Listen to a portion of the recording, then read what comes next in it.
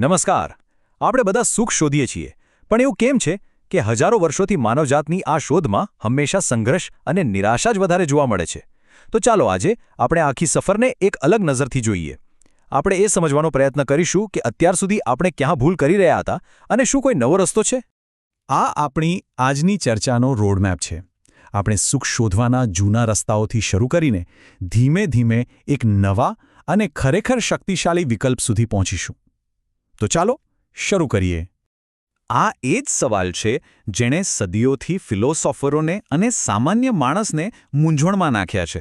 આપણે બધાને જોઈએ છે તો સુખ, તો પછી વારંવાર ઝઘડા, તણાવ અને દુઃખ જ કેમ સામે આવે છે?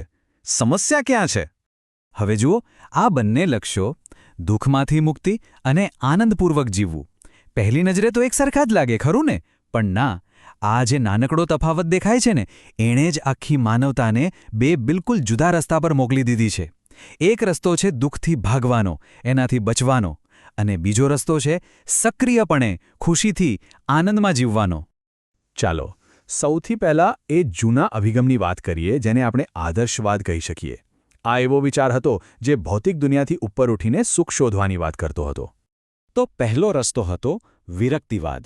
આનો સીધો સાદો તર્ક એ હતું કે જો દુનિયા જ દુઃખનું મૂળ કારણ છે, તો પછી દુનિયાને જ છોડી દો. જેમ કોઈ ખરાબ સપનામાંથી જાગીને આપણને રાહત થાય છે, બસ એમ જ આ માર્ગ કહે છે કે આ આખી દુનિયા જ એક મોટો ભ્રમ છે, એક માયા છે. પણ આમાં એક બહુ મોટી સમસ્યા છે. વિરક્તિવાદ જીવન જીવવાનો કોઈ ઉપાય નથી બતાવતો.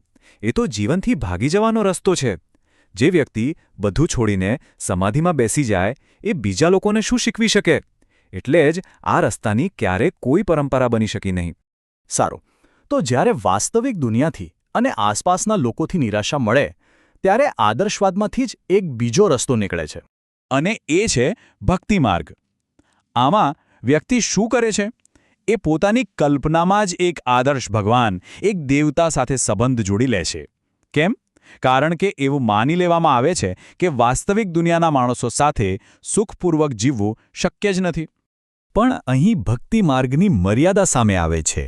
આ એક ખૂબ જ પર્સનલ, એક વ્યક્તિગત અનુભવ છે. જેમ કે રામકૃષ્ણ પરમહંસને કાળી માતાના દર્શન થતા હતા, પણ એમના સિવાય બીજા કોઈને નહોતા થતા. હવે જે અનુભવ ફક્ત એક જ વ્યક્તિને થાય, એને આખો સમાજ કેવી રીતે અનુસરી શકે? એની પરંપરા કેવી રીતે બને?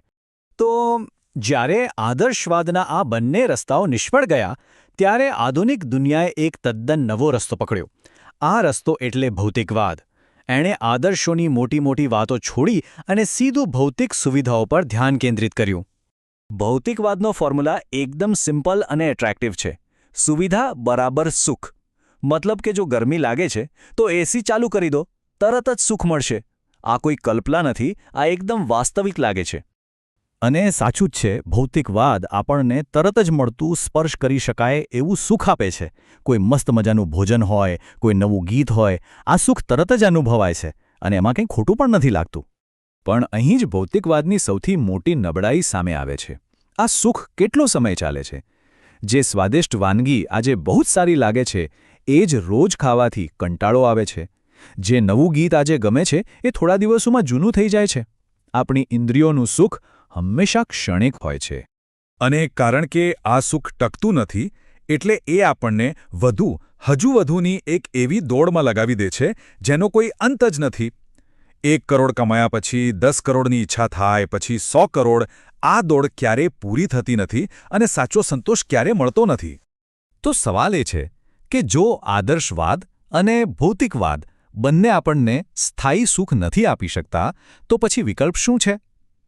હવે આપણે એક એવા રસ્તાની વાત કરીશું જે આ જૂના રસ્તાઓની નિષ્ફળતામાંથી જ જન્મ્યો છે. અહીંયા આખી વિચારસરણી બદલાઈ જાય છે. નવો વિકલ્પ દુઃખથી ભાગવાનો નથી, પણ સક્રિયપણે સતત આનંદમાં જીવવાનો છે.